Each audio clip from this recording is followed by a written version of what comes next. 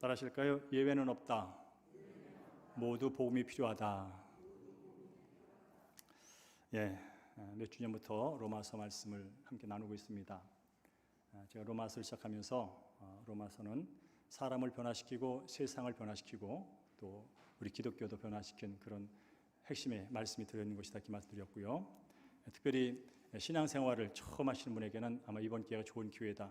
전체적으로 인간이 어떤 존재며 죄가 무엇이며 왜 구원이 필요하고 어떻게 구원을 받게 되고 또 구원을 받은 사람이 어떤 삶을 살아야 되는지를 아주 잘 기록되어 놓은 책이기 때문에 아마 잘 경청하시고 읽다 보면 믿음의 세계 열리는 것을 경험하게 될 것 같다 이렇게 말씀드렸고, 또한 이제 내가 교회 생활 5년도 했고 10년도 했고 20년 했는데 여전히 어르신 복음이 뭐예요? 저에게 좀 한마디 말씀해 주세요. 어르신 왜 내가 예수 믿어야 돼요? 라는 질문을 받았을 때 아직도 제대로 말을 못하는 분이 생각보다 많습니다. 몰라서 그런 게 아니라 정리가 안 돼서 그런 거죠. 그리고 여전히 또 예수를 깊이 만나고 싶은데 여전히 안 되는 사람들이 있어요. 그래서 왜 안 될까? 그것들도 말씀 통해서 확인받을 시간이기 때문에 여러분께서 경청해 주시면 감사합니다. 감사드리겠습니다. 사도 바울은 말하기를 복음은 모든 믿는 자에게 구원을 주시는 하나님의 능력입니다 라고 선언을 합니다. 복음은 모든 믿는 자에게 구원을 주시는 하나님의 능력이며 의인은 오직 예수를 믿는 믿음 안에서 사는 것입니다. 바로 이것이 기쁜 소식 복음입니다 라고 선언을 합니다. 특별히 바울이 말할 때 이 복음의 핵심은 바로 예수 그리스도입니다.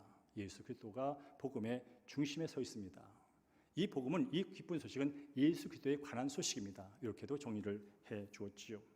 그러면서 이제 누구에게나 필요한 이 복음, 특별히 어떤 사람들이 필요하냐면 하나님을 대적하고 하나님을 모른다고 하나님 대신에 우상을 섬기는 이방인들, 당신들에게도 필요해라면서 이제 편지를 쓰게 되는데 그것이 바로 지난주에 봤던 1장 18절부터 말씀이 되겠습니다. 지난주에 봤던 걸 잠시 복습한다면 이방인들은 하나님의 진노 아래에 있다는 거예요.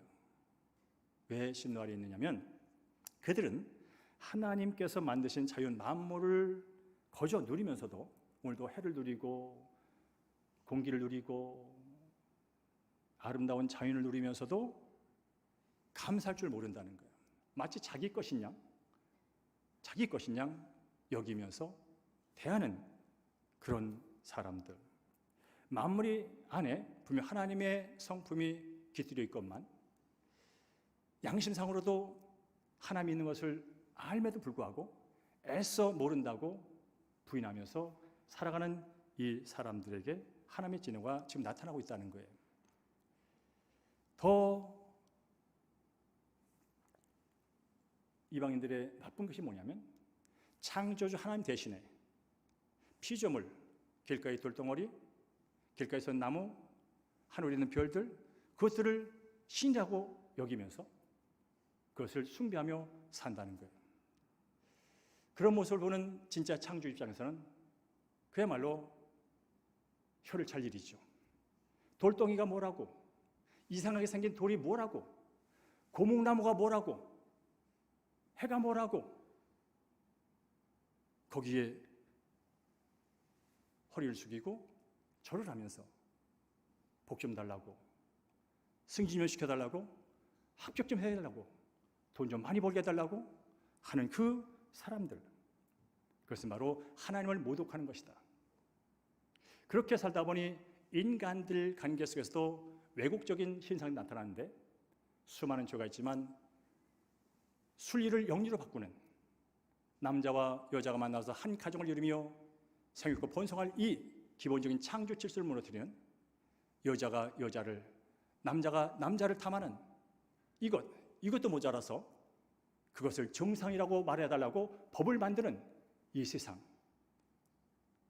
이것이 바로 죄에 갇혔지만 죄가 지인도 모르고 살아가는, 그리고 결국 죄 가운데 멸망하는 이방인들의 모습이다. 이렇게 지난주에 사도 바울이 편지를 썼습니다. 지금 이 편지를 받는 로마 교회의 현상을, 그 당시 상황을 제가 잠시 말씀드리면, 로마 교회는 그야말로 지금 로마 이탈리아의 로마, 거기에 있던 교회입니다. 그 교회는 어떤 사람들로 구성되어 있냐면 디아스포라, 유대인이지만 혈통으로는 유대인이지만 로마에 와서 살고 있는 유대인들, 그러니까 유대인 그리스도인, 그리고 이방인들, 유대인이 아닌 다른 이탈리아 사람이든 다 주변 사람들이 함께 모여서 로마 교회를 형성하고 있었어요. 근데 이들에게는 갈등이 있었어요. 그 갈등 중에 핵심이 뭐냐면 유대 그리스도인들이 이방인 그리스도인들에게 이렇게 말하는 거예요. 여러분, 구원을 받는 건 말입니다. 예수를 믿는 것도 중요하지만 우리 유대인들처럼 전통을 지켜야 됩니다. 율법을 지켜야 되고요. 할례를 받아야 되고요. 음식법을 지켜야 됩니다. 라고 그런 주장을 하는 거예요. 로마서 편지죠. 그러니까 이 편지를 지금 로마서 1장 1절부터 지금 오늘 3장 20절까지를 곱게 봤는데 그 내용을 누가 함께 읽고 있냐면 이방인 그리스도도 읽고 있는 것이고 유대인 그리스도도 이걸 함께 읽고 있는 거예요. 근데 지난주에 봤던 것처럼 이제 그 내용이 뭐냐면 하나님의 진노가 너 이방인들 가운데 임하고 있어 라는 그 이방인들의 죄를 사도 바울이 쫙 나열을 합니다. 그때 그 편지를 읽고 있던 유대인 그리스도인들, 유대인들은 어떤 마음으로 그 편지를 읽었을까? 어쩌면 이렇게 그 편지를 읽었을 거예요. 맞아 저 이방인들 율법도 없지. 맞아 저 이방인들은 미개해. 맞아 저들은 하나님께 선택받지도 못했지. 맞아 그러니까 죄를 지지. 죄를 졌으니까 심판받는 게 마땅하지. 그러면서 같은 편지를 읽을 수 있었다는 거예요. 예를 들면 그런 겁니다, 여러분. 이제 어머니께서 큰아들, 둘째 아들이 막 싸워. 흔하잖아요. 큰아들하고 둘째 아들하고 싸운단 말이에요. 그러면 어머니께서 둘을 불러놓고 무릎 꿇고 있잖아요. 얘들아, 내 말 잘 들어 하면서 이제 첫째 아들, 형이 돼가지고 그러면 되겠냐? 형이 돼갖고 이기게 하면 돼! 그렇게 막 이제 형을 꾸짖을 때 그 옆에 있는 둘째가 속으로 어떤 생각을 하는지 아세요? 그래 맞아, 우리 엄마 잘한다. 맞아, 나는 죄가 없고 형 때문에 그런 거야. 그런 생각을 한다는 거죠. 마찬가지로 같은 내용의 편지를 읽지만 이 이방인 그리스도인과 유대인 그리스도인이 이 편지를 내용을 보면서 생각이 다를 수 있다는 거예요. 우리는 최소한 율법을 가지고 하나님께 선택받은 백성이지. 우리는 할례를 통해서 하나님께서 부르셨다는 언약을 확증한 그런 백성이지. 그러니 우리는 걱정 없어. 그래, 저 죄, 이방인들은 죄인이지 하면서 유대인들이 그 편지를 자의적으로 해석할 수 있었다는 거예요. 그래서일까요? 사도 바울은 2장 1절에 이렇게 말을 합니다. 뭐냐면 유대인 너희들도 똑같아. 너희들도 다를 바 없어 라고 편지를 2장 1절에서 이어갑니다. 그 내용을 함께 읽도록 하겠습니다. 자, 스크린 우리말 성경으로 써놨는데요.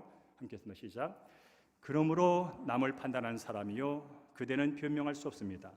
그대는 남을 판단하는 그것으로 그대 스스로를 정죄하고 있습니다. 남을 판단하는 그대가 똑같은 일을 행하기 때문입니다 라고 말합니다. 유대인들 너희들도 똑같아. 율법 받았다고, 선민이라고, 할례를 받았다고, 음식을 가려 먹는다고, 똑같아. 똑같은 일을 하고 있잖아. 똑같이 죄 짓고 있잖아. 그렇게 말을 하는 거예요. 여러분, 예를 들어서 그래도 나 정도면, 그 정도 나 정도면 그렇게 살고 계시지 않으신가요? 직장에 가서도 그래도 나 정도면, 나 정도 사정이면, 나 정도 과장이면, 나 정도 사원이면 그렇게 일하고 있지 않으신가요? 자, 교회 오셔서도 나 정도 집사면, 나 정도 권사면, 나 정도 장로면, 나 정도 성도면 혹시 그렇게 생활하고 있지 않은가요? 가정에서도 나 정도 남편이면, 나 정도 아내면, 나 정도 부모면 혹시 그렇게 생각하고 살지 않습니까? 모르긴 해도 그런 생각 많이 하면 살 겁니다.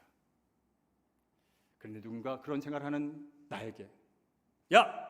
너도 똑같아! 야! 너도 다를 바 없어!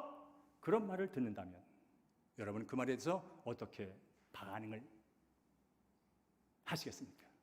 아니 그런 상황이 침해했을 때 어떻게 반응하며 살아오셨습니까? 너도 똑같다니까? 그래도 나는 다른데? 너도 똑같아. 지금 사도 바울이 그렇게 유대인들에게 말을 하는 거예요. 그러면서 3절에 좀 더 나갑니다. 우리 함께 3절 읽어볼까요? 시작. 그런 일을 행하는 사람을 판단하면서 똑같은 일을 행하는 사람들이요, 그대가 하나님의 심판을 피할 줄로 생각하십니까? 라고 말합니다.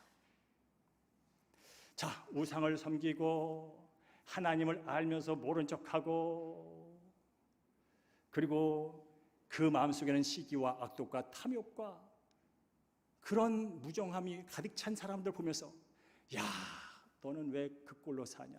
왜 네 마음은 그러냐?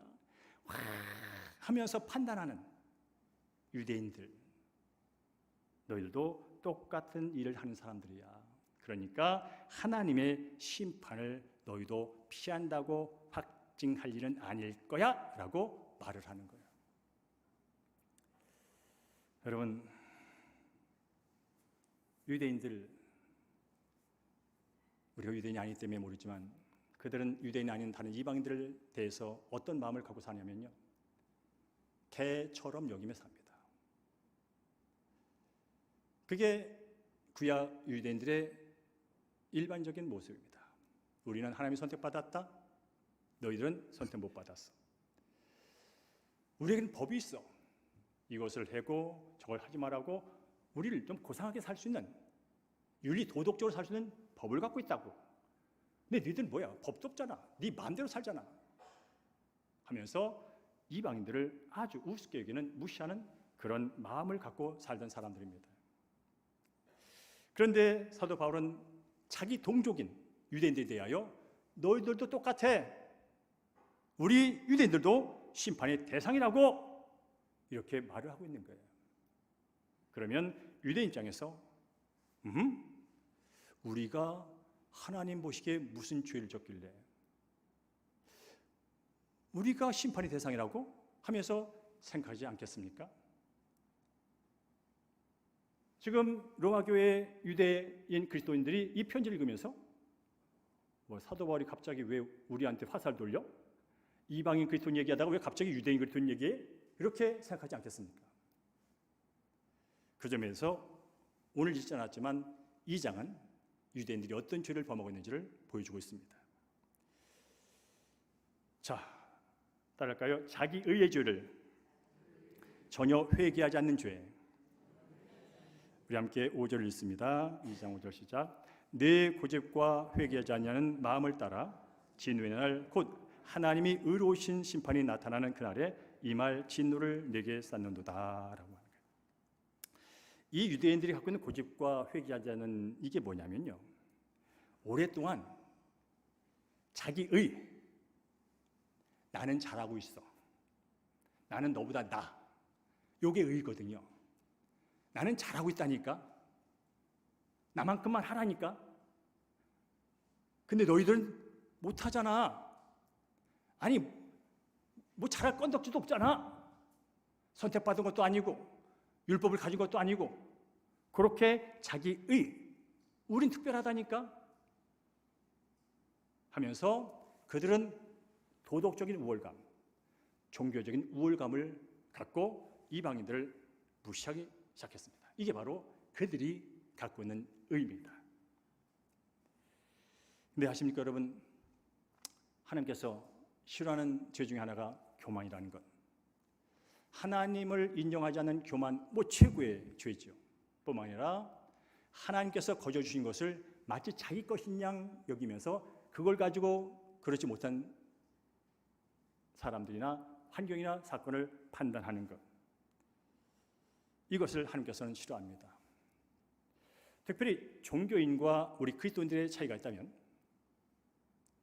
종교인들은 여러분 지난번에 말한 것처럼 내가 신을 설정해 놓고 신에게 정성을 다하여 신을 만족시켜서 신이 내게 복을 달라고 하는, 이게 종교입니다.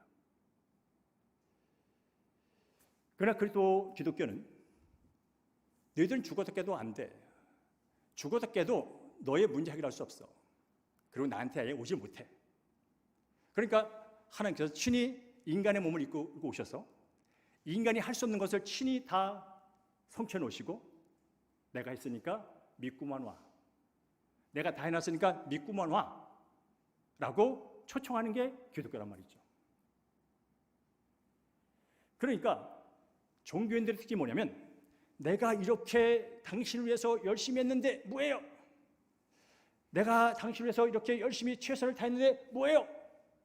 라고 할 뿐 아니라 내가 최선을 다했는데 신이 나를 안 알아주고 주변 사람이 나를 안 알아주면 화가 나. 내가 이 정도 했으면 된 거 아니야? 그래서 자기 의를 계속해서 나타냅니다. 이 정도면 되는 거 아니에요? 이 정도 했다니까 그 정도 내가 인정받아야 되는 거 아니에요? 이게 종교심을 갖고 있는 사람들의 특징입니다. 그러나 그리스도인들은 자기의, 사람은요 기본적으로 남에게 내가 한 것이 인정받고 칭찬받고 싶은 기본적인 속성을 갖고 있어요. 근데 그리스도인들은 어떤 마음을 갖고 있냐면 열심히 내가 받은 은혜 때문에 감사함으로 하나님께 봉사를 하잖아요. 인간이기 때문에 나도 이영섭이도 자랑하고 싶어. 성도님들한테 제가요 이렇게 했어요 하고 싶은 마음이 들어. 근데 그때마다 저는 저를 절제합니다. 이놈아, 네가 하는 게 네가 한 건 줄 아냐? 네가 살아있는 게 네가 스스로 살 수 있어 사는 줄 아느냐? 네가 열심을 내어 뭔가 한 것이 네가 스스로 재능이 있어 했는 줄 아느냐? 하나님이 거저준 은혜로 받은 걸 한 거 아니냐? 마땅히 할 걸 한 것뿐이잖아.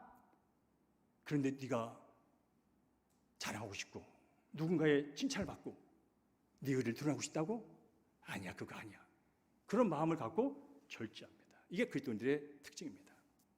종교는 자기 의를 나타내려고 애를 쓰고 그리스도인들은 자기 의가 나타날 때마다 그것을 말씀으로 성령으로 예수의 보혈의 은혜로 덮으려고 노력합니다. 이게 종교인과 그리스도인의 차이입니다. 자, 이제 예수님께서는 이 종교인들의 모습이 어떤지를 복음서에서 몇 차례 말씀해 주는데 우리 한번 누가복음 18절 말씀 중에서 과연 종교인이 어떤 게 종교인지를 살펴보겠습니다. 자, 누가복음 18장 11절 말씀, 10절 말씀을 함께 했습니다. 시작. 두 사람이 기도하러 성전에 올라가니 하나는 바리새인이요 하나는 세리다. 바리새인은 서서 따로 기도하여 이르되 하나님이여 나는 다른 사람들 곧 토색 불의 간음하는 자들과 같지 아니하고 이 세리와도 같지 아니함을 감사나이다. 나는 일에 2번씩 금식하고 또 소득의 11조를 드리나이다 라고 말합니다. 자, 예수님께서 지금 비유로 말씀하시는 거예요. 여기 두 사람이 있단다. 한 사람은 바리새인 많이 들어보셨죠? 율법을 달달달 외우면서 율법에 하나도 빠뜨리지 않고 지키려고 애를 쓰는 사람, 한마디면 종교인. 지금도 예루살렘 가면 까만 복장을 하고 다니는 사람이 있어요. 바리새인들. 그들을 종교인 그렇게 부릅니다. 이 종교인인 바리새인이 그리고 또 세리는 그 당시 이 편지가 쓸 당시 유대는 로마의 속국이었습니다. 그래서 이 세리가 하는 일이 뭐냐면 유대 백성들의 그 피 같은 세금을 걷어가지고 로마 황제에게 바친 일을 한 사람이 세리입니다. 그러니까 전혀 그 사회에서 인정받지 못하는 내국노 같은 존재입니다. 근데 예수님은 이 아주 겉보기에 그럴듯하고 율법을 잘 지키고 의식을 잘 지키는 바리새인과 세리를 비유하면서 그들이 함께 기도를 했답니다. 바리새인은 어떻게 기도하냐면 서서 따로 기도했다는 거예요. 이 의미가 뭐냐면 세리 저리 가. 너는 나의 옆에서 기도하면 안 돼. 너는 기도할 존재도 안 돼. 저리 가 하면서 혼자 고상하게 서서 기도했다는 뜻이에요. 하나님, 나는 말이에요. 다른 사람들, 저 세리 같은 놈들 말고 나는요, 토색, 다른 사람 것을 뺏은 적도 없어요. 저 세리가 우리 백성들의 돈을 뺏어가지고 가이사 황제에 바친 것처럼 난 그런 일 한 적이 없어요. 나는 불의도 저린 적이 없어요. 늘 의롭게 살려고 늘 애쓰는 그런 삶이잖아요. 간음이요? 와우, 저는 간음한 적 없어요. 여자 보기를 돌같이 하고 있어요. 한마디 말하면요, 세리와 저는 같지 않아요. 감사한 것은요, 제가 세리와 같지 않게 얼마나 감사한지 모르겠어요. 근데 아시죠? 일주일에 2번씩 금식한다는 거. 하나만 아시죠? 11조 꼬박꼬박 이런도 떼먹지 않고 바친다는 거. 이렇게 기도를 드렸다는 거예요. 내용상 문제될 건 없어요. 그렇게 살고 있으니까. 자, 그러면 세리는 어떻게 기도할 수 있을까요? 우리 함께 18장 13절 말씀을 읽어보겠습니다. 시작.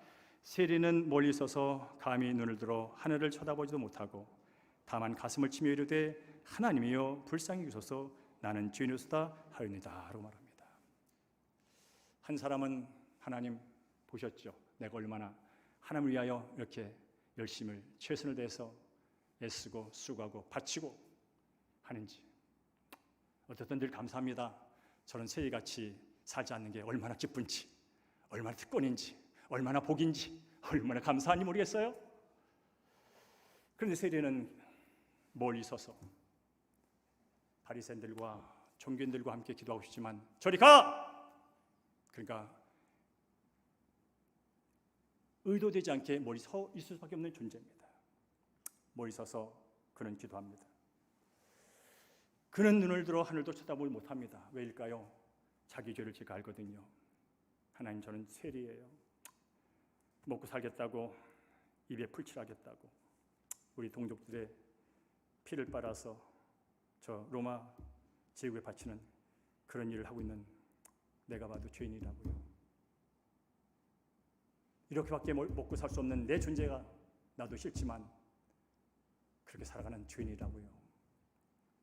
자기가 죄인 줄 아니까 어떻게 하나님을 바라보겠어요? 죄가 없다고 하니까 하나님을 쳐다보고 앉았는 거고 죄가 있다고 생각하니까 고개가 숙여지는 거지요. 하나님, 기도도 계속 이어가지 못합니다. 가슴을 치면서 하나님, 저를 불쌍히 여겨주세요. 제가 죄인이 아닐까요? 죄인 줄 알면서 벗어나지 못하는, 입에 풀칠하기 위해 벗어나지 못하는, 우리 아들 교육시키기 위해서 벗어나지 못하는 그런 죄인이라니까요. 그렇습니다. 하나님, 저는 죄인이에요. 이렇게 기도를 했습니다. 자, 중요한 것은 기독교인의 모든 관점은 사람으로부터 출발하지 않습니다. 하나님의 관점부터 모든 게 출발하는 게 기독교의 특징입니다. 자, 바리새인도 기도를 했고 세리도 기도했습니다. 중요한 것은 바리새인이 어떻게 기도했느냐, 세리가 어떻게 기도했느냐가 중요한 게 아니고 이 기도를 하나님이 어떻게 보시냐가 중요하다는 거예요. 아멘? 자, 바리새인도 기도를 했어요. 세리도 기도했어요. 중요한 거는 이 기도를 들으시는 하나님이 어떻게 바라보시고 평가하느냐가 중요하다는 거예요. 근데 예수님께서는 이렇게 말씀을 하십니다. 우리 함께 14절을 읽습니다. 시작. 내가 너에게 이르노니 이에 저 바리새인이 아니고 이 사람이 의롭다 하심을 받고 그의 집으로 내려갔느니라. 무릇 자기를 높이는 자는 낮아지고 자기를 낮추는 자는 높아지리라 하시니라. 아멘. 예수님 말씀합니다. 그 기도를 듣고 의롭다고 여겨진 사람이 누군지 아니? 하나님 11조 꼬박 드리잖아요. 교회에서 봉사 열심히 하잖아요. 율법 달달도 외우잖아요. 그래요. 하나도 지킴이 없으려고 애쓰잖아요. 그렇게 했던 바리새인을 의롭다고 받아준 것이 아니라 스스로 자신이 죄인이기에 하나님을 감히 쳐다볼 수 없는 존재라는 사실을 알고 그저 나를 불쌍히 해달라고 그렇게 기도한 세리를 하나님이 의롭다고 여겨줬다는 거예요. 이건 제 얘기도 아니고 어떤 사람의 얘기가 아니라 예수님이 친히 하신 말씀입니다. 그렇습니다. 우린 살면서 그래도 나는 달라, 그런 마음을 갖고 살 때가 있습니다. 그러면서 어떤 때는 하나님, 제가 이렇게 하나님을 위하여 이렇게 애쓰고 있잖아요. 근데 하나님은 뭐 하고 계신 거예요? 좀 들어주세요. 좀 채워주세요. 좀 낳게 해주세요. 제가 하나님을 위해서 열심히 하고 있잖아요. 이렇게 기도할 때가 있다는 것입니다. 그러나 하나님은 알아, 알지? 근데 네 마음이 틀렸어. 알지? 누군 모르겠니? 근데 네 마음을 보면 아직 아니야. 저는 이 본문을 묵상하면서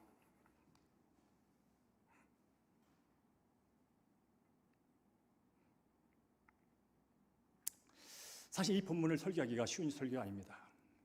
왜냐하면 죄인들에게 죄가 있다고 지적하는 일은 참으로 힘든 일이거든요. 죄인에게 내가 죄가 있는 줄 아는데 누가 너 죄인 있어라고 말하는 것을 감당하기 어려운 거거든요. 근데 로마서 1장 18절부터 20절까지 3장 20절까지는 이방인도 너도 죄 있어, 유대인 너도 죄 있어, 이렇게 죄를 고발하는 내용입니다. 근데 그를 저는 목사로서 그것을 전달하는 위치에 있다는 것이죠. 너는 잘하고 있냐? 넌 잘하고 있냐고, 목사로서. 그런 질문이 제게 스스로 일어나는 본문이라니까요. 야, 너는 목사라는 직분으로 도덕적인 우월감 없니? 아니, 종교적인 우월감 없어? 너 가끔 간증하더라, 얘. 하나님이 너를 위해서 이렇게 했다고.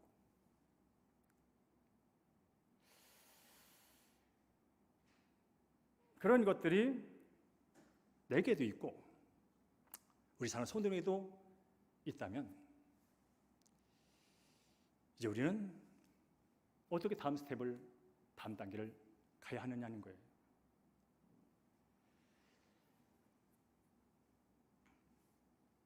저는 바라기는 우리 사는 대한교회 성도님들이 빛의 찬란함과 빛의 아름다움과 빛의 좋음을 누리길 원하신다면 내 마음속의 어두움, 나를 둘러싼 이 칠흑 같은 어두움을 직면해야 한다는 것입니다. 참 자유를 맛보려면 나의 자유를 억압하고 있는 그 제 문제 앞에 내 자신을 노출해야 한다는 것입니다. 어둠을 가리고 빛을 볼 수 없고 죄를 숨겨놓고 자유를 맛볼 수 없습니다. 그래서 로마서가 중요한 겁니다. 죄를 감추면 죄책감, 자책감으로 사람을 힘들게 만듭니다. 이웃 사람을 속일 수 있지만 나는 못 속입니다. 그래서 우리는 다시 한번 말씀 앞에 말씀이 비춰지는 그 찬란한 영광스러운 하나님의 임재 앞에 서기 전 철저하게 나의 어둠을 봐야 합니다. 그리고 그 어둠을 하나님 앞에 겸손하게 내려놓으셔야 합니다. 자, 두 번째로 유대인들이 왜 죄이고 그들도 심판을 받아야 되냐면 그들은 율법을 받았습니다. 하나님의 말씀을 맡았다고 성경 말합니다. 그런데 그들은 그 율법을 100% 지키지 못했습니다. 아니, 못합니다. 여러분, 100개의 율법이 있다면 99개까지 다 지켰어요. 그러나 하나를 못 지켜도 죄인입니다. 나는 99개 지켰잖아, 너는 70개밖에 못 지켰잖아, 그런다고 유대인의 죄가 없어지는 게 아닙니다. 하나님 입장에서는 100이면 100이지 99는 뭐냐, 이런 게 하나님의 의입니다. 자, 그러면서 유대인들이 어떤 삶을 살았는지 로마서 2장 21절 22절은 이렇게 말합니다. 함께 읽을까요? 그러면 시작. 그러면 다른 사람들을 가르치는 내가 네 자신은 가르치지 아니하느냐? 도둑질을 하지 말라 선포하는 내가 도둑질하느냐? 간음하지 말라 말하는 내가 간음하느냐? 우상을 가증히 여기는 내가 신전 물건을 도둑질하느냐? 와우. 사도 바울이 참 큰 마음 먹고 한 겁니다. 유대인들이요, 그래, 십계명에도 있고 전통적인 많은 규례들 도둑질 하지 말라고 그랬지. 바리새인들이요, 율법을 달달 외우면서 많은 사람들에게 도둑질 하지 말라고 가르치고 있지. 근데 네가 도둑질하고 있잖아. 간음하지 말라고 너 가르치고 있지. 근데 네 속에 음욕이 있잖아. 우상을 숭배하지 말고 우상을 가증히 여기라고 너 가르치고 있지. 근데 너는 돈 몇 푼 벌겠다고 성전에 있는, 신전에 있는 그 어떤 기물들을 이방인들에 내다 팔고 있잖아. 우상 숭배하지 말라면서 우상 숭배할 수 있는 그런 것들을 그에게 제공하고 있잖아. 그런 죄를 지금 지적을 하고 있는 거예요. 그래서 제가 조금 전에도 목사가 힘들다는 거예요. 당신은 잘하고 있어? 당신은 마음속에 의욕도 없어? 라는 그런 질문 앞에 자신 있게 말할 수 없어서 설교가 힘든 거예요. 완벽하게 제가 다 지키면서 나도 지키니 여러분도 지켜야 됩니다고 말할 수 있다면 괜찮죠. 그러나 그런 불구하고 우리는 또 이 말씀에 겸손하게 저는 순종을 하는 겁니다. 자, 이 율법을 잘하고 율법을 범하는 게 왜 문제가 되냐면 이어지는 말씀에서 확인해 볼 수 있습니다. 23절, 24절 말씀을 함께 했습니다. 율법 시작. 율법을 자랑하는 내가 율법을 범함으로 하나님을 욕되게 하느냐? 기록된 바와 같이 하나님의 이름이 너희로 인하여 이방인 중에서 모독을 받는도다 라고 말합니다. 여러분, 우리 그리스도인입니다. 성경에 보면 너는 거룩한 백성이니까 거룩하게 살아야 돼. 다른 건 몰라도 예수 모르는 사람들에 비해서 어쩌면 윤리 도덕적으로도 깨끗해야 돼. 이게 예수 믿고 구원받는 사람들의 모습이란다. 말도 말이야 함부로 하면 안 돼. 가능한 남에게 상처 줄 말 하면 안 돼. 너만 잘 먹고 살겠다고 막 하면 안 돼. 이런 것을 우리가 배웠잖아요. 그런데 우리가 살다 보면 삶의 현장에서 우리가 그런 말 들을 때가 있어요. 이영선 목사, 당신 목사인데 왜 그렇게 말을 해? 이영선 목사, 목사인데 왜 그런 행동을 해? 그런 얘기를 들을 때가 있단 말입니다. 여러분도 마찬가지고요. 근데 이게 왜 문제가 되냐면, 물론 저도 실수할 수 있고 저도 약한 존재고 그렇게 변명할 수 있어요. 근데 오늘 성경 말합니다.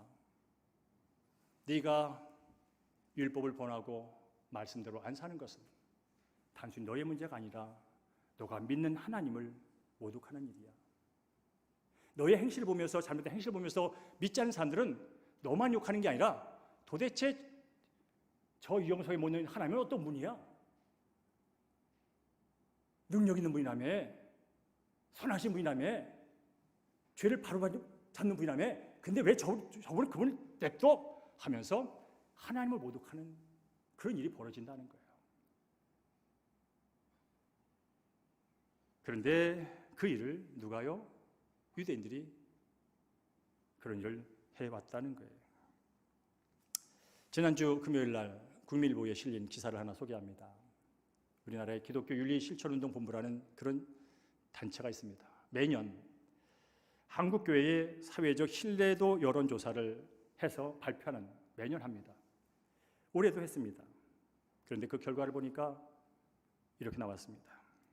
한국 국민, 우리 옆에 사는 예수 안 믿는 사람들, 아니 나는 기독교도 안 믿고 불교도 안 믿고 난 종교가 없어, 그렇게 한 사람들이 한국 교회에 대해서 87%가 100명 중에 87명이 한국 교회는 소통이 안 돼요. 예수 믿는 사람들은요, 소통이 안 돼요. 불통의 대명사라고 100명 중에 87명이 체크를 했어요. 저는 우리를 이 얘기를 스스로 비하하자고 하는 얘기 아닙니다.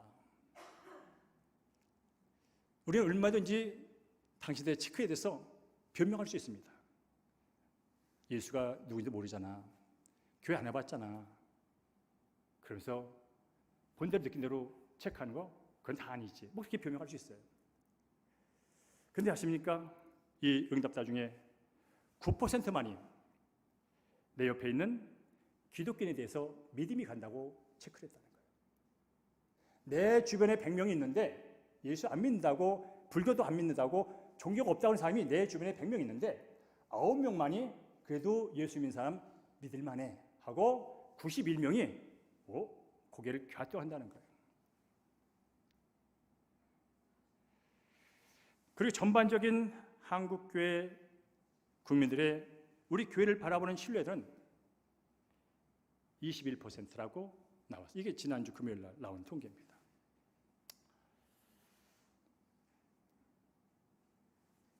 저는 이 통계를 보면서 변명을 하고 싶지 않고요. 또 그렇다고 또 기죽지는 않습니다. 중요한 것은 그럴지라도 최소한 예수 믿는 이영석을 보는 다른 사람의 시각이 저렇구나 하는 건 우리가 인정을 해야 합니다. 그리고 왜 그럴까라고 고민은 최소한 해야 됩니다. 왜냐하면 그들도 죄 아래에 있다가 영원히 불못 넘어갈 그런 구원의 대상이라면, 하나님이 한 영혼도 잃어버리지 않기 원하는 귀한 영혼이라면, 우리가 그들에게 다가가기 위해서는 우리 이미지가 개선되어야 하는 것은 마땅한 일입니다.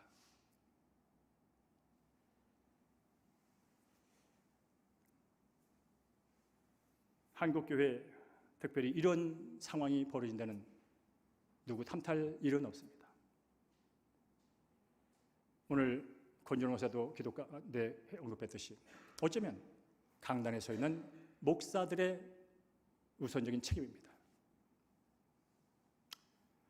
예수 믿으면 복 받습니다. 맞습니다. 우리는 복이 필요합니다. 예수 믿고 기도하면 병 낫습니다. 맞습니다. 우리는 병 낫는 게 필요합니다. 그리고 예수님은 얼마든지 병을 낫게 하십니다. 예수 믿으면 돈 법니다. 형통합니다. 맞습니다. 우리는 형통이 필요하고 그분의 은혜가 필요한 사람들입니다. 하나님은 얼마든지 우리에게 형통을 줄 수 있는 분이십니다. 그러나 거기까지 예수를 믿는 사람으로서 어떻게 세상의 빛과 소금의 역할을 감당해야 되는지, 그 빛과 소금의 역할을 감당해서 감내해야 하는 손해가 무엇인지, 거기까지는 우리는 내려가지 않고 있다는 것이죠. 그 중심에는 이영섭 목사가 있는 것이죠.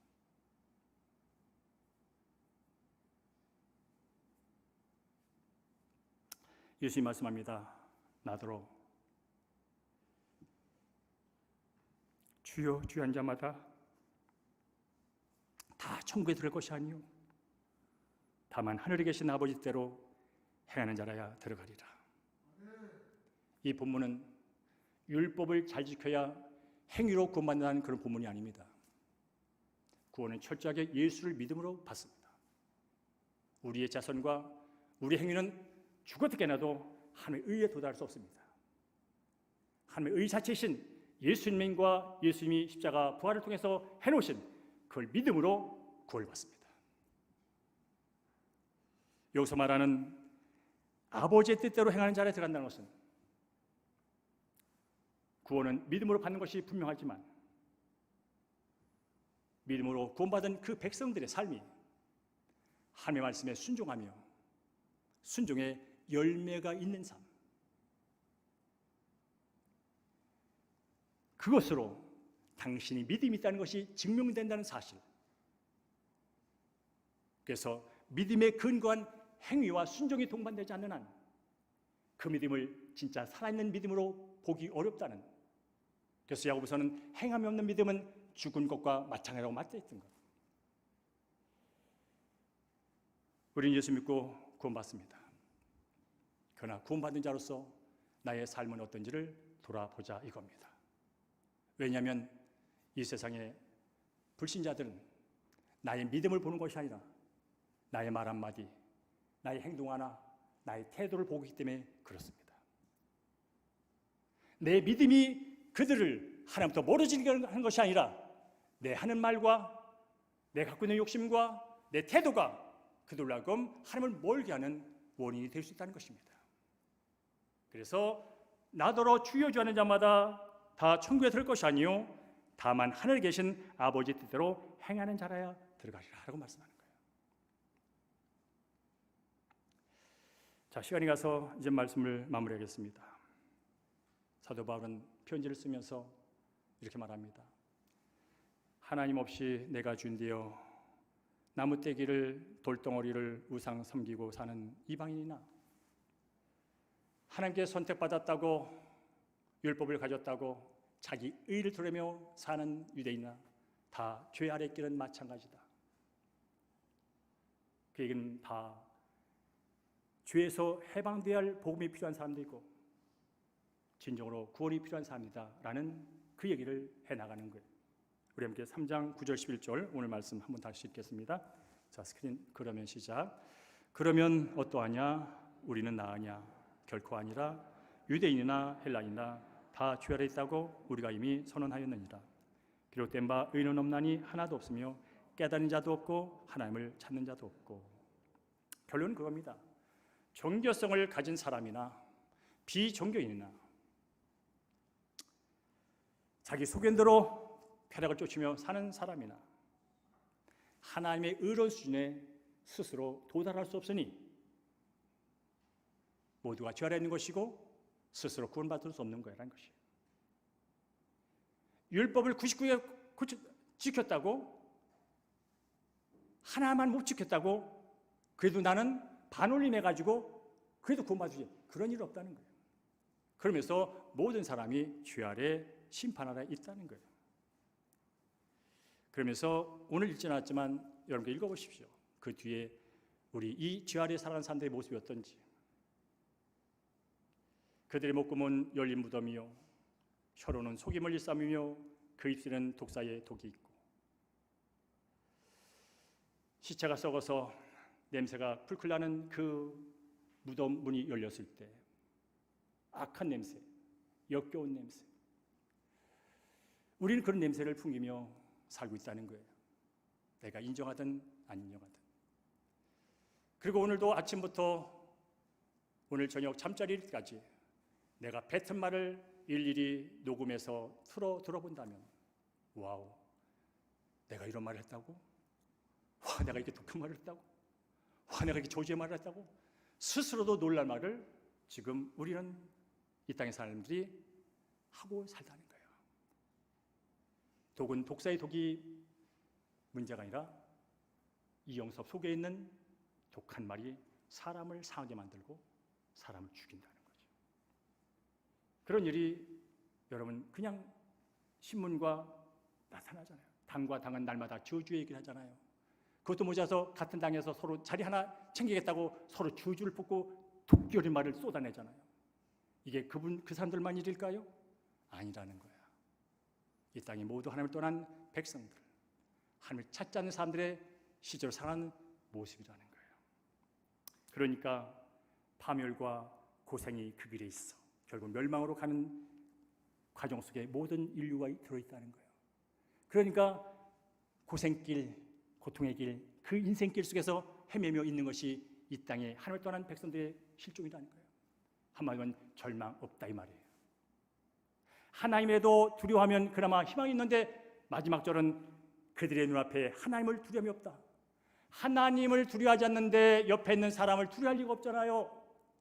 하나님을 무시하는데 옆에 있는 누구를 무시 못할 일이 없잖아요. 이게 지금 75 인구가 각자 살아가는 소견대로 살아가는 모습이라는 거예요. 한마디로 하면 희망 없음, 절망, 그 얘기를 해주는 거예요. 그래서 성경이 여기서 끝난다면 오늘 예수 믿는 설교들은 의미가 없잖아요. 그래서 다음 주부터는 이 절망의 상태에 빠져있는 스스로 구원할 수 없는 이 인생들이 새로운 삶을 살 수 있다. 죄와 어둠에서 벗어나서 구원의 새로운 삶이 기다리고 있어.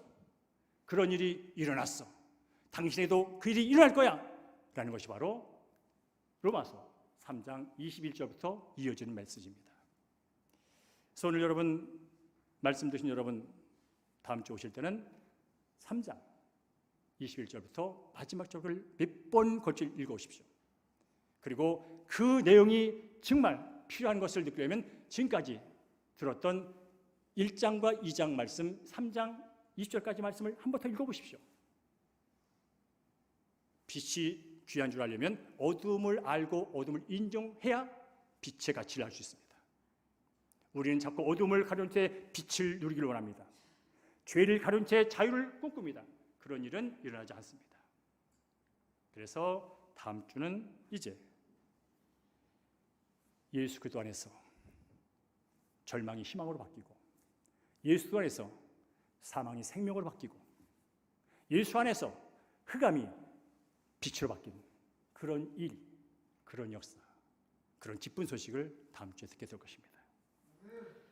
다음 한 주간도 녹록하지 않은 인생길, 푸념하고 좌절하고 원망하고 저주하고 독을 내뿜는 그 혀를 잠시 가두시고 날마다 아침마다 일어나서 기록된 말씀을 읽으심으로 가장 하루의 첫 정보가 하나님 말씀이 내 머릿속에 들어오게 하셔야 됩니다. 그리고 내가 믿는 그 믿음이 천지 만물을 창조하신 하나님 자체여야 합니다. 그래야 하나님이 주신 그 선물을 주신 한날을 그래도 그나마 그렇게 살아갈 수 있다는 것입니다. 그런 삶을 사시다가 어떻든 그래도 주님이 도와주셨어요. 그래도 하나님의 은혜입니다. 그런 고백 속에 한 주간 사시다가 다음 주 만나 뵙게 되기를 주의 이름으로 간절히 축원합니다.